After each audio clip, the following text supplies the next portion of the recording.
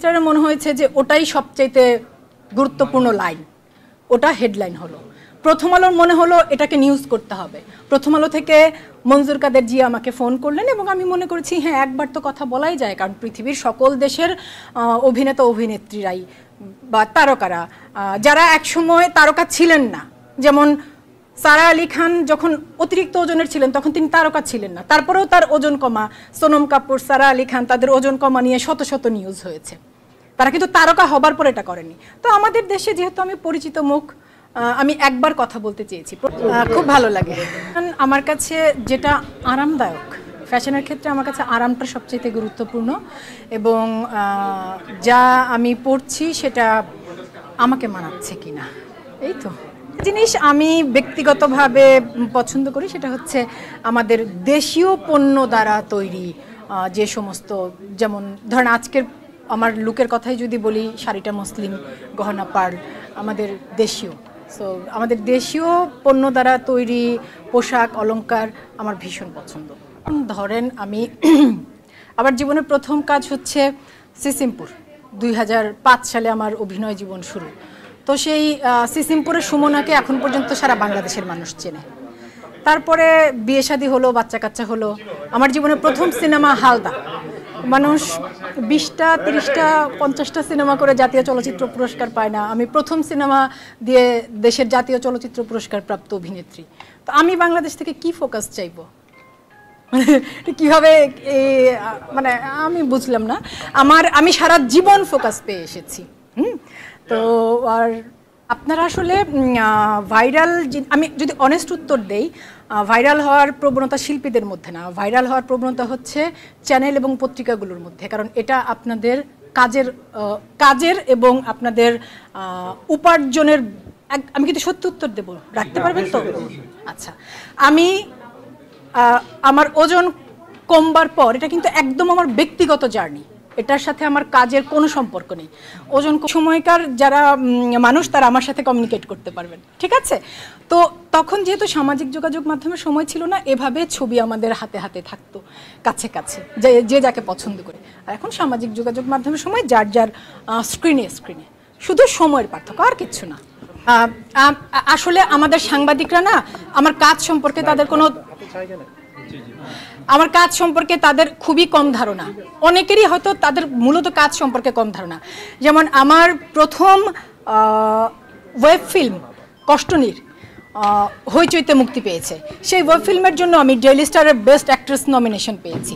আমার সাথে আরও যারা আমার সহকর্মী ছিল, মেজদাবিন, তাসনিয়া ফারিন, মানে আমি যে সময়কার অভিনেত্রী, ওরা কিন্তু আমার পরের প্রজন্মের অভিনেত্রী। আমি আমার পরের প্রজন্মের অভিনেত্রীদের সাথে বেস্ট অ্যাক্ট্রেসের নমিনেশন পাচ্ছি। আমার আরেকটা ওয়েব সিরিজ বোধ, সেই বোধের জন্য আমি আরেকটা অ্যাওয়ার্ড পেয়েছি, নমিনেশন পেয়েছি, সেখানেও একই কথা, আমি আমার পরের প্রজন্মের অভিনেত্রীদের সাথে নমিনেশন পাচ্ছি। আমার প্রথম ওয়েব ফিল্ম চরকিতে আন্তনগর, সেটার জন্য আমি চরকির বেস্ট অ্যাক্ট্রেস নমিনেশন পাচ্ছি। আমি যখন আপনাদের সাথে কথা বলতে যাই, আপনাদের কারো ধরেন আমি যে 2005-এ আমার অভিনয় করা শুরু, তো 2005 সেই সময় আরও যারা অভিনয় করতেন বা এখন করছেন, তাদের এখনকার, আমি আমার কাজের কথা বলি, যে আমি বছরে একটা কাজ করলেও সেই কাজটা আসলে আমি এই দেশেই কাজ করছি, আমি কিন্তু এই দেশের বাইরে কোথাও কাজ করছি না, এবং বছরে 2টা-3টা কাজ করি। সেই কাজ নিয়ে আসলে আপনাদের আলোচনার চাইতে এমনি আমি কি নিয়ে কথা বলবো বলেন তো? আমি এমনি কি নিয়ে কথা বলবো? যখন আমাকে চ্যানেল থেকে ফোন করে বলে যে আপু এই এমনি সার্বিক, আমি একজন অভিনেতা, অভিনয় কর্মী, আমি তখনই কথা বলবো যখন আমার কাজ আসবে।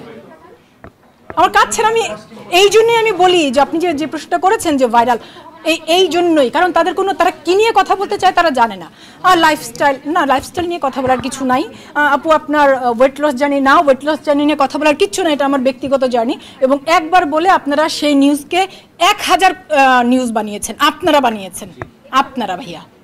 আমি সারা জীবন, হ্যাঁ, আমি যে সিসিমপুরের কথা বললাম না, আমি গত বছর দুরন্ত টিভির একটা শো করেছি, ফ্যামিলি গেম শো, এবং সেই গেম শোটা করবার সময় আমি দুরন্ত টিভিকে বলেছি যে তোমরা প্রতিটা প্রেসকে জানাও, আমি মূলত কাজ ছাড়া কোনো কিছু নিয়ে সামনে আসতে চাই না। কাজ বলতে আসলে আমি আমার অভিনয়কে বুঝি, এবং এই যে ফটোশ্যুট পৃথিবীর সব দেশের অভিনেতা অভিনেত্রীরা ফটোশ্যুট করে। ধরেন আপনি যদি আপনাদেরকে আমি শুধু একটু বোঝানোর জন্য বলছি, ধরেন হলিউডের অভিনেতা অভিনেত্রীরা যখন কথা বলে তখন কিন্তু তারা তাদের চলচ্চিত্র নিয়ে কথা বলে, কোন শুটে কি পরে এসেছে বা কোন মেট গালাতে কি পরে এসেছে সেটা নিয়ে কথা বলবার কিছু নেই। লুক হচ্ছে দেখবেন, ভালো লাগলে ভালো, ভালো না লাগলে নাই, শেষ। ওটা নিয়ে কথা বলার কিছু নেই। কথা একজন অভিনেতা তখন বলবে যখন তার কাজ আসবে। এবং এই একই জিনিস আমাদের পাশের দেশে, ধরেন আমি একদম উদাহরণ হিসেবে বলছি, কথার কথা, কারিনা কাপুর বছরে ছবি করে একটা, তো কারিনা কাপুর বছরে শ্যুট করে 50টা, কারিনা কাপুর কি 50টা শ্যুট নিয়ে কথা বলে?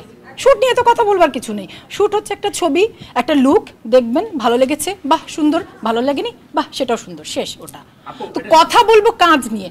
আমার সামনে দুটো ছবি মুক্তি পাবার সম্ভাবনা আছে। একটি কৌশিক শঙ্কর দাসের দাফন, যেই ছবিটির শুটিং শেষ করেছি, পরবর্তী ধাপের কাজ বাকি, এডিটিং মানে পরবর্তী ধাপের, সেগুলো শেষ হলে মুক্তি পাবে, তখন কথা বলবো যখন মাসুদ পথিকের বক রিলিজ হবে, তখন কথা বলবো যখন শারিয়া নাজিম জয়ের একটি ওয়েব ফিল্মে কাজ করেছি শোধ, সেটা রিলিজ হবে তখন। এবং এই বছরের শুরুতে আমি আজকে যেমন আপনাদেরকে বলেছি না, আমি কিন্তু আপনাদের সময় দেব, একটু অপেক্ষা করেন, আমি হেঁটে আসি।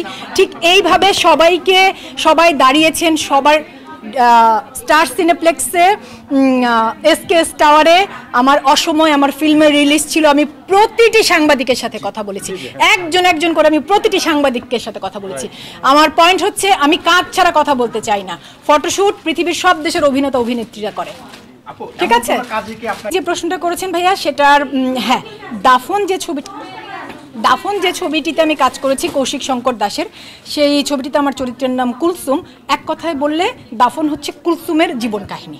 একটি ছবিতে চুক্তিবদ্ধ হয়েছি, সেটার শুটিং শুরু হবে অগাস্টে। তো শুটিংটা মাঝখানে একটা বড় অংশ আমার ওজন কমার স্টোরি, এবং বাংলাদেশের আর একটি পত্রিকার সাথে, একটি টিভি চ্যানেলের সাথে আমি কথা বলিনি। আপনারা আপনাদের প্রয়োজনে এটাকে নিউজ বানিয়েছেন। ভাইরাল হওয়া আপনাদের প্রয়োজন, চ্যানেলের প্রয়োজন, পত্রিকার প্রয়োজন, অভিনেতার প্রয়োজন না। এবং আরেকটা কথা বলি, আমাকে গত 1 বছরে এমন কোনো টিভি চ্যানেল নেই, এবং এখানে যারা আছেন আমি একদম নাম ধরে বলতে পারবো, Bangla vision, NTV, RTV, 71 TV, সময় টিভি, এমন কোনো টিভি চ্যানেল নেই যে চ্যানেল থেকে প্রতি মাসে আমাকে অন্তত একবার ফোন করা হয় না যে আপু আপনার সাথে কথা বলতে চাই। কি বিষয়? এমনি না, এমনি তো আমি কথা বলবো না। যখন আমার ছবি রিলিজ হবে, আমার OTT-তে কোনো ফিল্ম রিলিজ হবে, তখন আমি কথা বলবো, কাজ নিয়ে কথা বলবো। পেয়েছেন উত্তর? না, শেষ করে নেই। তারপরে আপনি যেটা বলেছেন ভাইরাল, সময়ের সাথে সাথে টার্ম বদলেছে। আমি একটু আগেও বলছিলাম যে আমরা যখন স্কুলে পড়েছি, আমি 90-এর দশকে বড় হওয়া মেয়ে, তো আমাদের সবার ঘরে ঘরে সালমান শাহ শাবনূরের পোস্টার থাকতো, সালমান শাহ মৌসুমীর পোস্টার থাকতো। যারা 90-এর দশকে বড় হওয়া ছেলে মেয়ে তারা বুঝতে পারবেন। শমিয়াপুর, বিপাশাপুর পোস্টার থাকতো। তো তখন তো সামাজিক যোগাযোগ মাধ্যমের সময় ছিল না। সুন্দর ছবি আমরা বইয়ের ভেতর রাখতাম, ব্যাগের ভেতর রাখতাম, হ্যাঁ ভিউ কার্ড, এবং দেয়ালে টাঙিয়ে রাখতাম, ঠিক আছে? আমার পড়ার টেবিলের সামনে নোবেল ভাইয়ের আর মোয়াপুর পোস্টার ছিল। এটা আমি বলছি, মানে আমার SSC 97-8 শেষ কমবার পর আমার অমিতাভ রেজা চৌধুরীর একটা ওয়েব সিরিজে অভিনয় করেছিলাম বোধ, হইচইতে। সেটার প্রমোশনের কারণে ডেইলি স্টারের সাথে ডেইলি স্টার আমার একটা ইন্টারভিউ করতে চায়। তো সেই ইন্টারভিউর 10টা প্রশ্নের মধ্যে একটা অংশ ছিল যে ওজন কমেছে। ডেইলি